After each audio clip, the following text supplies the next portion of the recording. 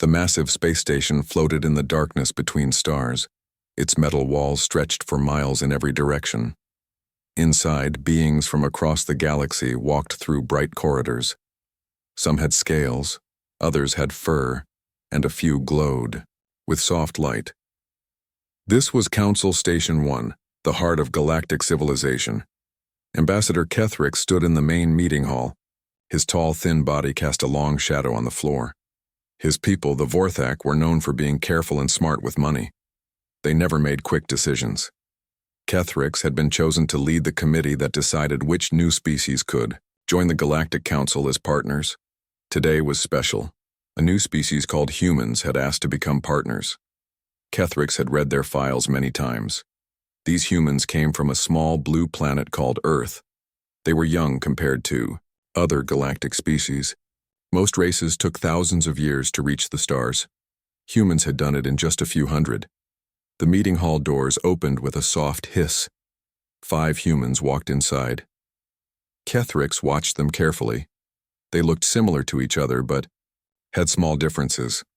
The one in front was tall with dark hair and confident eyes. This was Park Minho, their main diplomat. Next to him walked a woman with kind eyes and a warm smile. Her name was Kim Nari, and she studied alien life forms. Behind them came 3 others. Lee Do-yun was an engineer with strong hands and oil stains on his clothes. Choi Yuna had paint under her fingernails and looked at everything with wonder. Han Ji-won moved like a dancer, quick and graceful. "Welcome to Council Station 1, Kethricks said.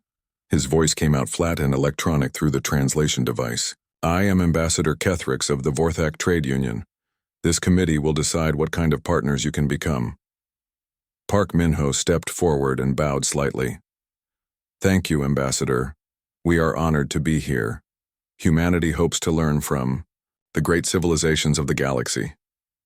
Kethricks nodded. Most new species said things like this. But something felt different about these humans. Their words seemed real, not just polite. "There are 3 types of partnerships," Kethricks explained. "Trade partners work together on business. Military allies help defend each other. Cultural exchange partners share art, ideas, and knowledge. Most species can only do one well. We will test you to see which one fits your people." The humans looked at each other. Kim Nari spoke next. "We understand. We are ready for any tests you think are needed." Kethricks led them to a large room with windows that showed the stars. Other committee members waited there. War Chief Graktar of the Graxians stood near the wall. He was huge, with thick armor and scars covering his arms. His people were the best fighters in the galaxy. They protected many peaceful worlds from danger. In the corner, an ethereal named Scythalis floated a few inches above the ground. Her body was made of what looked like living light. The ethereals were ancient and wise. They helped different species understand each other and share their cultures. "These are our other committee members," Kethricks said. "They will help judge your abilities." Suddenly the room shook. Red lights began flashing and an alarm sounded. The artificial gravity system had broken down. Everyone began floating toward the ceiling except for the ethereal who was used to flying. War Chief Graktar's young aide, a small Graxian child named Thexi, started spinning out of control. He was scared and crying. The broken gravity was pulling him toward a sharp piece of metal that had fallen from the ceiling. Without thinking, Lee Do-hyun pushed off from a wall. He flew through the air and caught the child just before he hit the metal. Then Lee used his body to shield Thexi while they both hit the far wall. Lee grunted in pain, but held the child safely.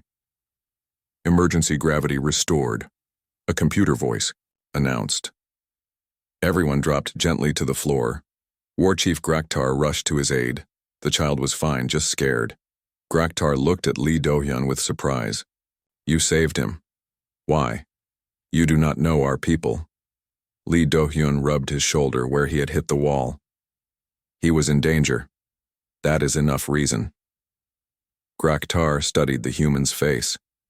In Graxian culture, protecting the young was the highest honor. This stranger had risked his own safety without being asked. "You have the heart of a warrior," Graktar said slowly. While this was happening, Choi Yuna had floated near Sithalis during the gravity failure. When they landed, the ethereal seemed curious about the human. "You were not afraid when we floated," Sithalis said. Her voice sounded like wind chimes. "Most solid beings fear flying." Choi Yuna smiled. "It was beautiful, like dancing with the stars. On Earth, I paint pictures of space. I always wondered what it would feel like to float among the lights." Sithalis glowed brighter. "You speak like a poet. Would you share your thoughts about the colors of space?" "Space is not empty darkness," Choi Yuna said. "It is full of hidden rainbows. Every star sings a different song of light. When I paint the night sky, I try to show the music that humans cannot hear but can feel in their hearts." The ethereal was quiet for a moment. "That is beautiful. Your people see art in the void. This is wisdom we have not found in other young species." On the other side of the room, Han Ji-won had started talking with a Vorthak trade official named Zethmore. The alien had challenged her to a game of galactic logic, thinking he could easily beat a human. The game used a board with glowing symbols. Players had to make patterns while blocking their opponent. Vorthak were famous for being the best at this game. They could think many moves ahead. Han Ji-won studied the board for a moment. Then she began making moves that seemed random. Zethmore was confused but kept playing. He was sure he would win easily. 20 moves later, Zethmore stared at the board in shock. Han Ji-won had created a pattern he had never seen before. She had won the game in a way that was not in any rulebook. "How did you do that?" Zethmore asked. "I did not try to beat you," Han Ji-won explained. "I tried to find a path where we both could make beautiful patterns. When I did that, new possibilities appeared." Zethmore's large eyes grew even larger. Vorthak loved efficiency and smart solutions. This human had found a way to win by helping her opponent play better. It was impossible, but she had done it. Kethrix watched all of this happen. He felt confused and worried. New species usually showed skill in one area. The Graxians were strong fighters but terrible at business. The Ethereals created amazing art, but could not plan military battles. The Vorthak were smart traders, but did not understand other cultures well. But these humans seemed good at everything. Lee Do-hyun had shown courage that impressed a Graxian warrior. Choi Yuna had spoken with the wisdom that Ethereals respected. Han Ji-won had outthought a Vorthak trader using methods they had never seen. Park Min-ho and Kim Nari had been watching too. They looked proud of their friends, but not surprised. This made Kethrix even more curious. "Your people show unusual abilities," Kethrix said carefully. "Most species excel in one area. You seem to connect with all of our different cultures." Kim Nari nodded. "Humans have always had to work together to survive. We learned to understand different types of people because our world has many different groups. We had to learn or we would fight each other forever." "Fighting is sometimes necessary," War Chief Graktar said. "But your engineer chose protection over glory. This is unexpected." "Your friend sees beauty in emptiness," Sithalis added. "This suggests deep wisdom." "And this one plays games in ways that help everyone win," Zethmore said, still looking at the board. "Such thinking could change how we do business across the galaxy." Kethrix felt more worried. No species was this good at everything. There had to be a catch. Evolution did not create perfect partners without reason. "We will need to run proper tests," Kethrix announced. "If humanity truly excels in all partnership areas, this would be unprecedented." The humans agreed to the tests. They seemed excited, rather than nervous. As they left the meeting hall, Kethrix noticed something else. The 3 committee members were still talking with the humans they had met. Graktar was asking Lee Do-hyun about human concepts of honor. Sithalis was listening to Choi Yuna describe Earth's sunsets. Zethmore was drawing new game patterns with Han Ji-won. In thousands of years of first contact meetings, Kethrix had never seen committee members become friends with candidates so quickly. Something was very different about humans. Kethrix just hoped it was something good. 3 days later, the testing began. Kethrix had designed the most difficult partnership tests in Council history. If humans really were good at everything, these tests would prove it. If they were just lucky, the tests would show their true limits. The first test was military. In the combat simulation room, holographic enemies appeared as real as life. The room could create any battlefield, from space stations to jungle planets. Most species took years to learn how to fight alongside aliens. Different races had completely different fighting styles. Kang Hyun entered the simulation room with 5 alien soldiers. He was a human military officer with calm eyes and steady hands. The other soldiers were from different species. A Graxian warrior named Brekto carried massive weapons and heavy armor. An ethereal scout called Lysara could become invisible and move through walls. 2 Vorthak engineers, Hekneem and Velzar, specialized in defensive technology and strategic planning. Your mission is simple, the computer announced. Capture the enemy base, you have 1 hour. The simulation began. They stood on a rocky planet with red sand and sharp cliffs. The enemy base sat on top of a tall mountain, surrounded by automated defense towers. These towers could shoot anything that moved. Most teams tried the same approach their own species would use. Graxians would charge straight up the mountain, using their strength to break through defenses. Ethereals would sneak around and avoid fighting. Vorthak would build siege weapons and attack from far away. But Kang Hyun did something different. He gathered the team in a circle. What can each of you do best, he asked. Brekto thumped his chest. I can fight anything and carry heavy weapons. Lysara flickered and became hard to see. I can scout ahead and find hidden paths. Hekneem showed his tablet computer. We can hack enemy systems and build defensive shields. Velzar nodded. And we can calculate the best angles for attack. Kang. Hyun thought for a moment. Good. Here is what we will do. Lysara, scout the mountain for weak spots in their defenses. Hekneem and Velzar, can you hack one of those defense towers and turn it friendly? The Vorthak engineers looked at each other. Maybe, if we can get close enough. Brekto, you and I will make noise on the other side of the mountain. When the enemies come to fight us, the others can sneak to the base. It was a simple plan, but it used everyone's best skills. Most military leaders tried to make alien soldiers fight like their own species. Kang Hyun was doing the opposite. The plan worked perfectly. Lysara found a hidden cave that led halfway up the mountain. The Vorthak engineers turned 3 defense towers to their side. While enemies fought Kang Hyun and Brekto on the front of the mountain, the others captured the base from behind. Mission complete in 32 minutes, the computer announced. This is a new record. In the observation room, War Chief Graktar stared at the screens. Impossible. Mixed species teams never work that well so quickly, but Kethrix was watching something else. During the mission, Kang Hyun had done more than just give orders. When Brekto got angry at waiting, Kang Hyun had challenged him to a strength contest, channeling the warrior's energy into something useful. When the Vorthak engineers got nervous about the hacking, Kang Hyun had calmly asked them to explain their plan, giving them confidence in their own skills. The human had not just used his team's abilities, he had made them feel better about themselves. The second test was about trade and economics. Song Minji sat in a room with representatives from 6 different species.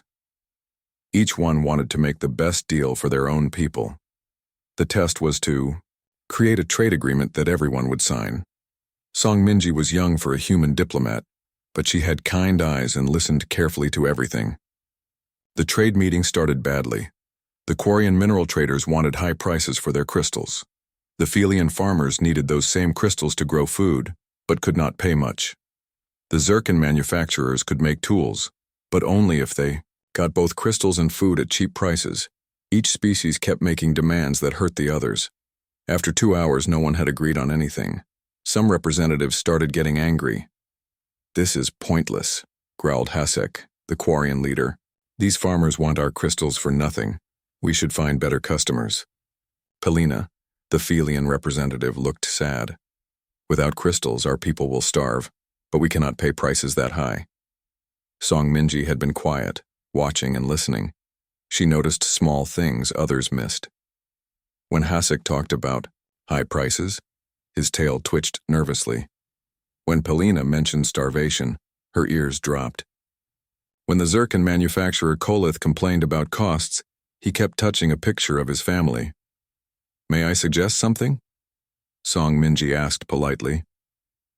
"Humans cannot understand our complex economics," Hasek said rudely. "You are right. I do not understand your economics," Song Minji agreed. "But I understand worry. Hasek, you are worried that cheap prices will hurt your people. Pelina, you are worried your people will be hungry. Kolith, you are worried you cannot support your family." The aliens looked surprised. No one had talked about their feelings before. "What if we solve the worry instead of fighting over prices?" Song Minji continued. "Hasek, what if Pelina promised to buy crystals only from you for the next 10 years? That would guarantee good business." Hasek's tail stopped twitching. "Guaranteed sales, and that would be valuable. And Pelina, what if Kolith made special farming tools just for your people, tools that work better than anything else?" Pelina's ears perked up. "Better tools would mean more food even with fewer crystals." "Kolith, what if everyone here promised to buy tools from you first before looking at other manufacturers?" Kolith stopped touching his family picture. "Steady customers. Yes, that would help." Song Minji spent the next hour helping them build a deal where everyone got what they really needed, not just what they thought they wanted. The Quarians got long-term business security. The Felians got efficient farming. The Zircons got loyal customers. In the end, all 6 species signed an agreement. They were happy and already planning future deals together. Kethrix watched through the observation window. Vorthak negotiators were famous for being smart and fair, but this human had done something his people never could. She had made the aliens care about each other's problems. The third test was cultural integration. Yun Taeyang entered a room where 3 very different ceremonies were happening at the same time. The ethereals were performing their harmony ritual, where they shared thoughts and feelings through light. The Graxians were celebrating Victory Day with loud songs and combat demonstrations. The Vorthak were having their wisdom council, where elders shared knowledge through careful debate. Most beings could only participate in one ceremony. The cultures were too different, but the test required joining all 3 without offending. Anyone Yun Taeyang was a human teacher who studied different cultures. He watched all 3 ceremonies for a few minutes, trying to understand what was really happening. The ethereals were creating beautiful patterns of light that represented their shared emotions.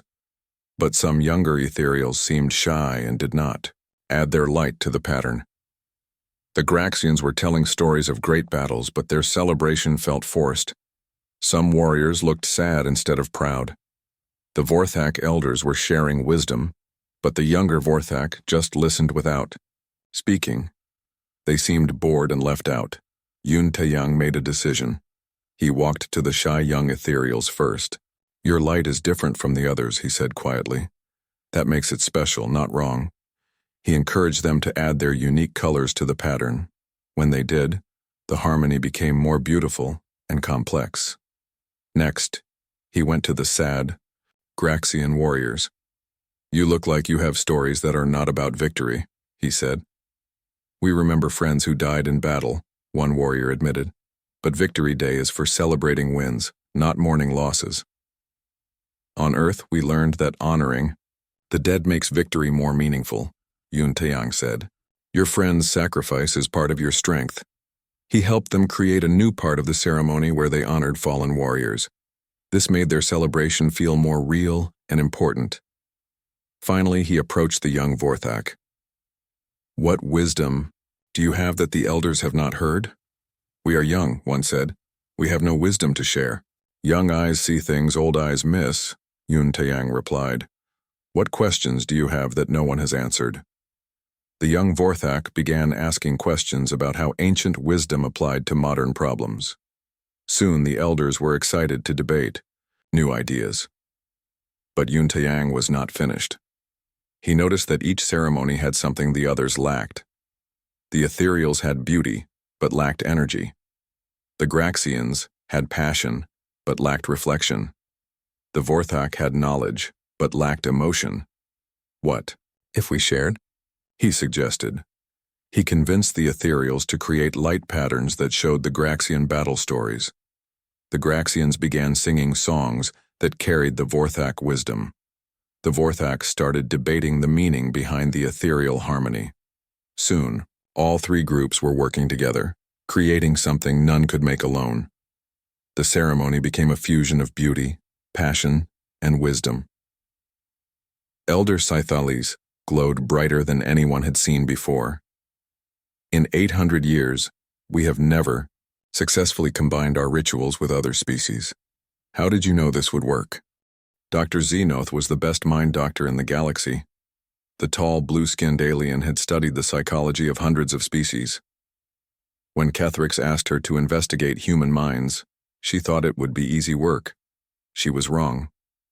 Dr. Xenoth started by reading human history files. What she found made her tentacles curl with shock. Most species had wars, but human conflict was different. It was not just about territory or resources.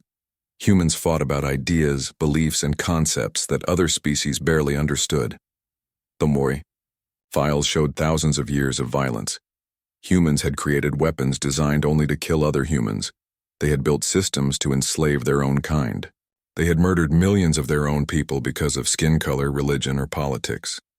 But the worst part was how smart they were about it. Human warfare was not random or savage. It was planned, organized, and efficient. They studied the best ways to hurt each other and then taught those methods to others. Dr. Xenoth called Kethrix to her laboratory. "You need to see this," she said, her voice shaking. Kethrix arrived with the other committee members. Dr. Xenoth showed them holographic displays of human history. Images of battlefields, destroyed cities, and suffering people filled the room. "Look at this." Dr. Xenoth pointed to a battle scene. Humans did not just fight for survival. They fought to completely destroy their enemies. They wanted to erase other human groups from existence. War Chief Graktar studied the images. Even for a warrior species, the violence was shocking. They turned warfare into science. Every method, every weapon designed for maximum destruction. And look at this. Dr. Xenoth showed them records of human slavery. They treated their own species like property. They bought and sold other humans for hundreds of years. Elder Scythalis dimmed with sadness. They caused pain to their own kind for profit. How is this possible? It gets worse, Dr. Xenoth continued. They did not just hurt each other physically. They created psychological torture. They found ways to break minds and spirits. They studied how to make people suffer, in ways that leave no visible wounds. The aliens were silent. Most species fought for resources or territory. Some killed for defense. But humans had created suffering as an art form. "There is more," Dr. Xenoth said quietly. They did not just hurt individuals. They destroyed entire cultures. They would conquer other human groups and erase their languages, traditions, and beliefs. They wanted to make those people forget who they were. Kethrix felt cold fear growing in his chest. "How long did this last?" "It never stopped," Dr. Xenoth replied. "Even when they reached space, humans were still fighting each other. The violence only ended 50 years ago, when they made contact with us." "What ended it?" Elder Scythalis asked. "Fear," Dr. Xenoth answered. When humans learned they were not alone in the universe, they realized their behavior might destroy any chance of joining galactic civilization. They stopped fighting each other because they wanted to seem peaceful to aliens. The committee members looked at each other with growing alarm. War Chief Graktar spoke first. "You mean they are only pretending to be peaceful?" "I do not know," Dr. Xenoth admitted. "That is what worries me." Kethrix made a decision. "We need to talk to the humans directly. If they are hiding their true nature, we must know." The next day, the committee met with the human delegation again. This time, the atmosphere was different. The aliens looked nervous and suspicious. The humans noticed immediately. "Is something wrong?" Park Minho asked. "You seem upset." Kethrix decided to be direct. "We have been studying your species' history. What we found disturbs us greatly." The humans looked at each other. Kim Nari, sighed softly. You read about our wars. Wars? War Chief Graktar's voice was loud and angry. You call genocide and slavery wars? Lee Do-yun looked down at his hands. No, those were crimes. Terrible crimes against our own people. We want to understand, Elder Scythalis said gently. How can a species capable of such darkness also show such light? Your people in the tests were kind, generous, and wise. But your history shows cruelty that frightens us. Choi Yuna spoke quietly. Because we learned. Learned what? Kethrix demanded. We learned what we were capable of. Han Ji-won answered. And we decided never to be that way again. Dr. Xenoth stepped forward. But how can we trust this? Your capacity for violence has not disappeared. It is still there, hidden. Park, Minho nodded slowly. You are right. We could still be monsters, every human knows this. The aliens were shocked by his honesty. Most species would have denied or made excuses. Then why should we trust you? War Chief Graktar asked. Because we do not trust ourselves, Kim Nari replied. That is why we built safeguards. What kind of safeguards? Kethrix asked. Lee Do-yun looked up. We changed everything. Our governments, our military, our education. We teach every human child about the terrible things we did, so they will never repeat them. Show us, Elder Scythalis requested. The humans looked at each other again. Park Minho made a decision. We will take you to Earth, but not to see our achievements. We will show you our shame. 3 days later, the alien committee arrived on Earth. But the humans did not take them to see cities or technology. Instead, they visited memorials and museums dedicated to human victims of human violence. At the first memorial, millions of names were carved into black stone. Each name was a person killed by other humans during their darkest period of history. Lim Seoho, a human historian, guided the tour. His face was sad as he read some of the names. My great-grandfather's name is here. He was killed because other humans thought his religion was wrong. War Chief Graktar touched the stone gently. You honor your victims. We must, Lim Seoho replied. If we forget their pain, we might cause it again. At the next memorial, they saw displays showing the worst things humans had done to each other. The images were horrible, but the humans had preserved them. Why do you keep these painful memories? Dr. Xenoth asked. Oh, Gina, a human psychologist answered. Because pain teaches better than pleasure. When we see what we were capable of, we work harder to be better.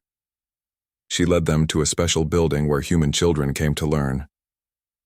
Every human child sees these displays. We do not hide our darkness from them. We teach them that good people can do terrible things if they stop thinking and caring.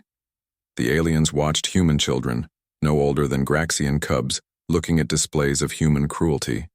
But the children were not scared. They were thoughtful. 1. Young girl raised her hand. Teacher, how do we make sure we never hurt people like this? The teacher smiled sadly. By remembering that everyone, even people who look different or believe different things, deserves kindness and respect. Elder Scythalis was amazed. You teach your young to fear their own potential for evil? Yes, Ogina confirmed. We believe that people who know they can be monsters work harder to be heroes. At the final memorial, they met Quan Hail, a former human soldier. He had scars on his face and walked with difficulty. I was a killer, he said simply. During the last human war, I did terrible things because I was ordered to. I thought following orders made it right. What changed? War Chief Graktar asked. I met my enemy's children, Quan Hail replied. I realized that the people I killed had families who loved them just like I loved my family. Pain is the same in every language. He now taught other humans how to keep peace instead of make war. I train our peacekeepers. I teach them that the strongest person is the one who chooses not to fight when they could win. The aliens spent days on Earth, seeing memorial after memorial. Each one told the story of human cruelty and the humans who had tried to stop it. The last day, Dr. Xenoth made a discovery that changed everything. She was studying human brain scans when she noticed something strange. "Kethrix, you must see this," she called urgently. The scans showed that human brains were different from other species. The parts that controlled empathy and emotion were much larger. But so were the parts that controlled planning and manipulation.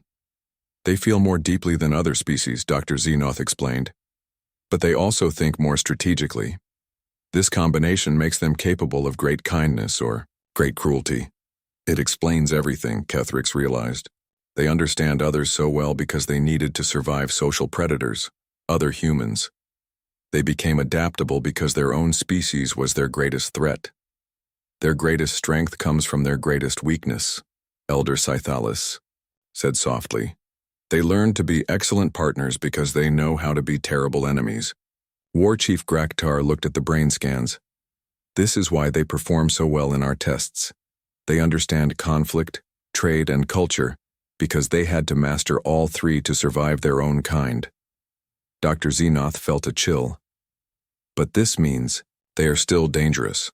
More dangerous than any species we have ever encountered. Their capacity for evil has not disappeared. It has just been redirected." The committee faced a terrible choice. Humans were clearly the best partners they had ever tested, but they were also potentially the worst enemies the galaxy had ever seen. The question was, could they trust a species that had learned to be good by first being evil? And more importantly, what would happen if humans ever decided to stop being good? The Galactic Council chamber had never been so divided. Representatives from dozens of worlds filled the Great Hall, all arguing about what to do with humanity. The discovery of human history had split the galaxy into three groups. The first group, led by War Chief Graktar, wanted humans banned from the galaxy completely. "They are too dangerous," he declared, his voice echoing through the chamber. "No species with such capacity for evil should be trusted with partnership." Several other warrior species agreed. The Korthans, who were known for their honor in battle, refused to work with a species that fought without honor. The hegemony delegates worried that humans might manipulate other species into conflict. The second group, led by Elder Scythalis, argued the opposite. "Their dark past makes their current goodness more meaningful," she said, her light body glowing with conviction.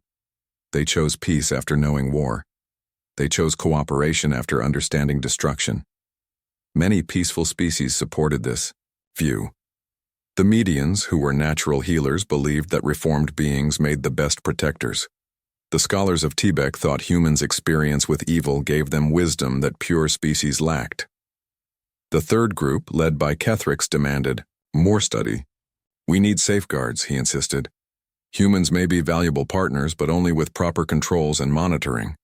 Most trade-focused species agreed with this careful approach. They wanted the benefits of human partnership, but with legal protections against human betrayal. For 3 days, the council argued.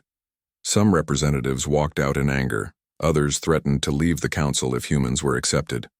A few even suggested that accepting humans would destroy galactic civilization. Park Minho and the human delegation watched from the observer gallery. They could not participate in the debate about their own fate. They could only listen as alien species decided humanity's future. "This is not going well," Kim Nari whispered to Park Minho. "No," he agreed. "But I understand their fear. If I were them, I would be afraid of us too." On the 4th day, Park Minho made a decision that surprised everyone. He requested permission to address the council directly. "This is highly unusual," announced Council Speaker Morthek. "Candidate species do not normally address their own evaluation." "These are not normal circumstances," Park Minho replied. "We ask for a chance to speak openly about who we are and what we offer." After much debate, the council agreed. Park Minho walked to the center of the Great Hall. Hundreds of alien eyes watched him. "Honored representatives," he began, "we have heard your concerns about our species. You are right to be afraid. We are dangerous." The hall erupted in shocked murmurs. No candidate species had ever admitted to being dangerous. Park Minho continued. But we came here not to hide our nature but to share what we have learned from it. We want to invite you to Earth, not to see our achievements but to understand our solutions. Over the next week, representatives from 50 worlds visited Earth. The humans showed them something no species had ever seen before. A civilization built specifically to prevent its own worst tendencies. Bai Sujin, a human ethicist, led tours of Earth's new institutions. After our last war, she explained, we realized that good intentions were not enough. We needed systems that would prevent good people from becoming evil. She showed them the Global Ethics Council, where representatives from every human culture work together to identify dangerous thinking before it spread. We monitor ourselves constantly, she said. We look for signs that any group is starting to see other groups as less than human. In the education centers, alien visitors watched human children learning about moral reasoning. The lessons were unlike anything other species taught their young. Today we will study the trolley problem, announced teacher Yeon Ji-hee to a class of 10-year-old humans. She presented a moral puzzle. A runaway trolley was heading toward 5 people tied to the tracks. The children could pull a lever to redirect the trolley to a side track, where it would kill only 1 person. Should they sacrifice 1 life to save 5? The alien observers expected simple answers. Most young beings in other species would say, save the most people without thinking deeply. But the human children considered every aspect. What if the 1 person is a doctor who saves many lives? Asked a young boy. What if the 5 people chose to be on the tracks? Wondered a girl. Do we have the right to decide who lives and dies? Questioned another. Teacher Yeon Ji-hee smiled. These are all important questions. There might not be a perfect answer, but thinking carefully about the questions makes us better people. Dr. Zenoth was amazed. You teach your children that moral decisions are complex. We teach them to think before acting, Teacher Yeon Ji-hee replied. Humans who act without thinking can cause great harm. The visitors saw more examples of human self-regulation. The reformed military council, led by Yang Dong-hae, had restructured human defense forces around protection rather than conquest. We study military history not to repeat successful attacks but to understand how to prevent them, Yang Dong-hae explained. Our generals trained to stop conflicts, not start them. He showed them war games where human soldiers practiced protecting civilians from many different species. We learned to fight by learning to protect. A warrior who only knows destruction will eventually destroy what they meant to protect. In the research centers, they met human scientists working on ethical technology, inventions designed to help rather than harm. Dr. Shin Ariam showed them her laboratory where humans developed new medicines. Every invention we make must pass ethical review, she explained. We ask not just, can we make this, but should we make this? And how might this be misused? The laboratory had an unusual feature. Half the researchers spent their time thinking of ways their own inventions could be used for evil. We try to break our own creations before releasing them, Dr. Shin Ariam said. If we can think of ways to misuse something, we build safeguards first. Most impressive was the global accountability system. Every human leader, from local mayors to world presidents, was monitored by citizens from other cultures. Jong Min-soo, a human administrator, explained how it worked. Power corrupts, he said simply. So we make sure no human has unchecked power. Every leader answers to people who think differently than they do. But who watches the watchers? Asked a suspicious Korgan delegate. Everyone watches everyone, Jong Min-soo replied. Transparency is our only protection against our own nature. The aliens saw something unprecedented, a species that had redesigned its entire civilization around preventing its own worst tendencies. But the most convincing demonstration came from an unexpected source. Kwan Hale, the former soldier, presented what humans called the partnership protocols. When we decided to seek galactic partnership, he explained, we knew other species would fear us, so we created rules for ourselves. The partnership protocols were unlike any agreement in galactic history. Instead of demanding rights, They limited human behavior. We promise never to use our understanding of psychology to manipulate other species, Quan Heil read. We promise to share our defensive technologies but keep our offensive capabilities limited. We promise to submit to regular evaluation by neutral parties. Most shocking of all, if humanity ever shows signs of returning to our old ways, we give other species the right to remove us from the galaxy by any means necessary. Elder Scythalus was stunned. You are giving us permission to destroy you if you become evil again. Yes, Quan Hale confirmed, because we know what we are capable of. We would rather cease to exist than become monsters again. The alien delegates returned to the council deeply moved. They had seen something impossible, a species that had looked into its own darkness and chosen to build safeguards against it. War Chief Graktar was the first to change his mind. I have seen warriors become peacekeepers, he announced. Humans understand conflict better than any species because they have lived through the worst of it. This makes them valuable allies, not dangerous enemies. Trade representatives were convinced by the human economic systems. They have built fairness into their trade practices, reported Delegate Hasek. They understand that sustainable partnerships require mutual benefit. Even the most suspicious species admitted humans had proven their commitment to peace. But the Council still faced the original problem. No species was supposed to be good at everything. If humans became partners in all three categories, it would be unprecedented. Council Speaker Morthek raised the question, what kind of partnership should we offer a species that excels in all areas but could potentially destroy us all? Elder Scythalus proposed something that had never been considered. What if their danger is exactly why we need them? She explained her thinking. Every civilization has a flaw. Warriors become aggressive, traders become greedy, scholars become arrogant. But humans have seen where these flaws lead. They can recognize corruption in others because they have overcome it in themselves. You suggest they become guardians? Kethrix asked. I suggest they become guardians against ourselves, Elder Scythalus replied. They understand the darkness that any species can fall into. They can help us avoid the mistakes they made. The idea was revolutionary. Instead of fearing human capability, the galaxy could use it as protection against their own potential corruption. The final vote was unlike any in Galactic Council history. For the first time, representatives were not just choosing a new partner species, they were deciding whether to create an entirely new type of partnership. Council Speaker Morthek stood before the assembled delegates. We have three options, he announced. Reject humanity completely, accept them as standard partners, or create a new category of partnership designed specifically for their unique nature. The first vote was easy. Only 12 representatives voted to reject humanity completely. The rest had been convinced that humans' commitment to peace was genuine. The second vote was closer. 237 delegates voted to accept humans as standard partners in all three categories.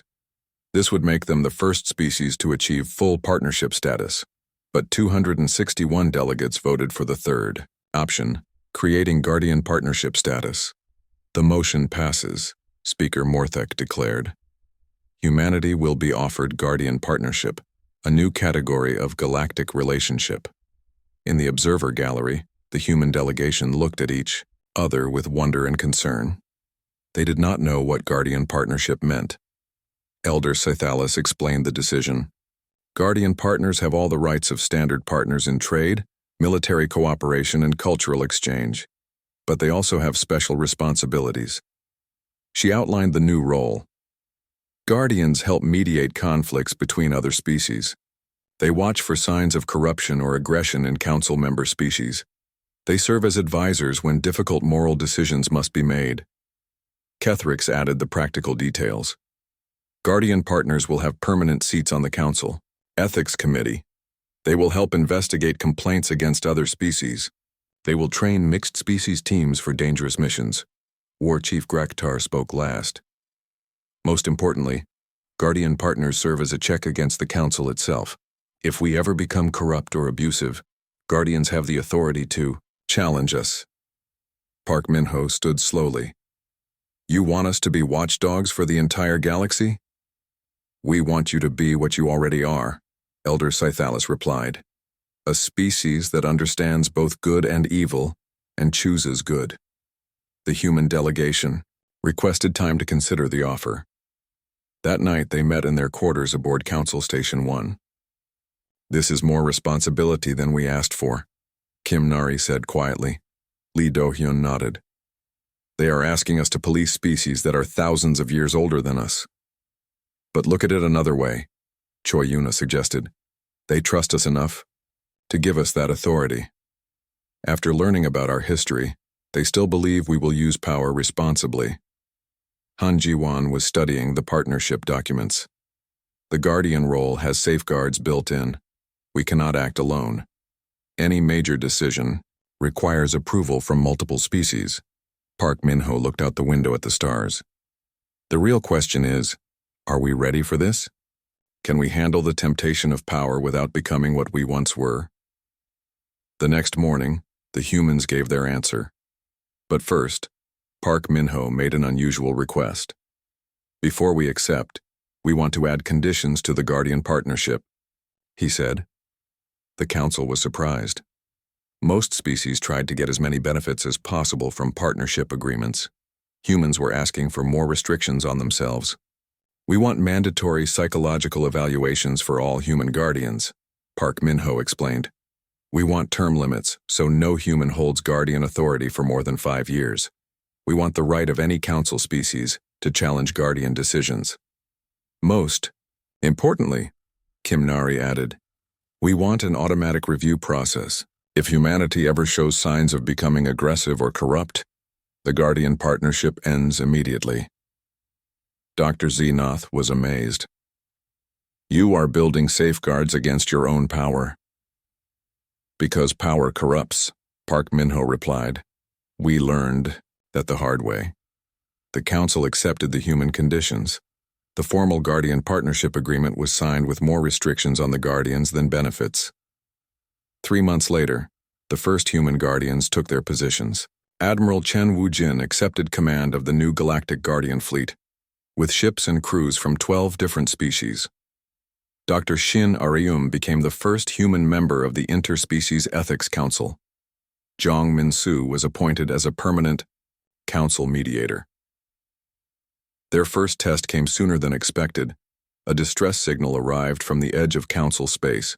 An exploration ship had found a new species called the Vorlak. Initial contact had gone badly. The Vorlak had attacked the exploration ship and captured several crew members. Standard procedure is to send a military response, War Chief Graktar reported. The Vorlak have committed an act of war. But Dr. Xenoth's analysis of Vorlak behavior patterns revealed something disturbing. Their aggression patterns are similar to early human warfare, she reported. They fight not just for resources, but to dominate and control others. The council faced a difficult choice. Military action might save the captured crew, but it could also start a war with a potentially dangerous species. Diplomatic contact might fail, leaving the prisoners to suffer. This is why we need guardians, Elder Scythalus said. They understand both paths. Park Min-ho, now serving as guardian coordinator, assembled a response team. But instead of choosing only humans, he selected beings who represented different aspects of the problem. Kang Hyun would lead the military component, but his team included Graxian warriors, vortex strategists, and ethereal scouts. Song Minji would handle diplomatic contact, supported by experienced ambassadors from peaceful species. Dr. Xenoth would study Vorlak psychology to understand their motivations. Our mission is not to defeat the Vorlak, Park Min-ho explained to the team. Our mission is to save the prisoners and, if possible, save the Vorlak from themselves. The Guardian fleet approached Vorlak space carefully. Instead of a massive show of force, they sent a small diplomatic ship with minimal weapons. The Vorlak response was immediate and hostile. Leave our territory or be destroyed, came the message. Your people are our prisoners now. Song Minji replied calmly. We respect your sovereignty. We only want to retrieve our people and understand your concerns. You lie, the Vorlak leader responded. All aliens lie. We will not be tricked. Dr. Xenoth analyzed the Vorlak language patterns. They are afraid, she reported. Their aggression comes from fear, not malice. This gave Song Minji an idea. Vorlak leader, she said, we know about fear. We know what it feels like to believe that others want to hurt you. You know nothing, came the angry reply.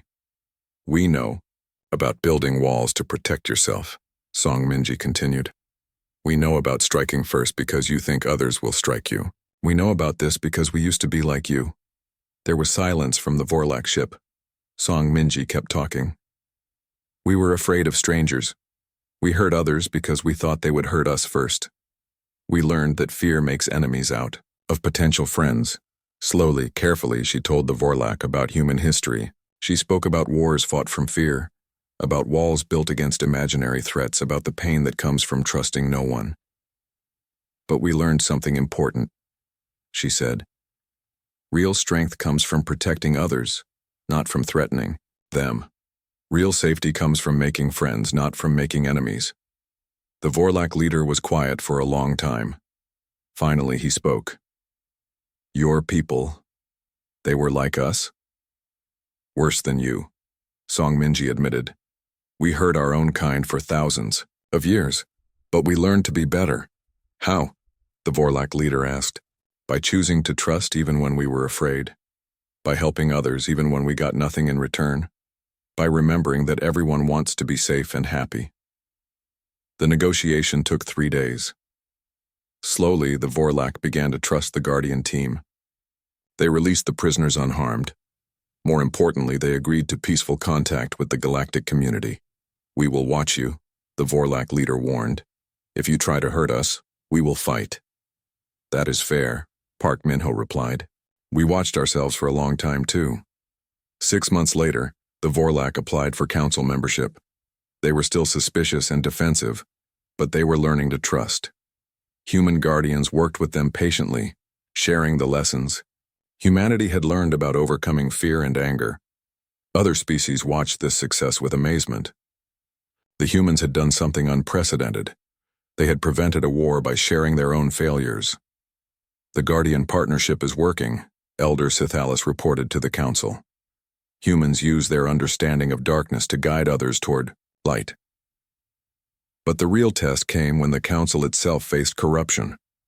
Several trade species were accused of forming illegal cartels to control prices.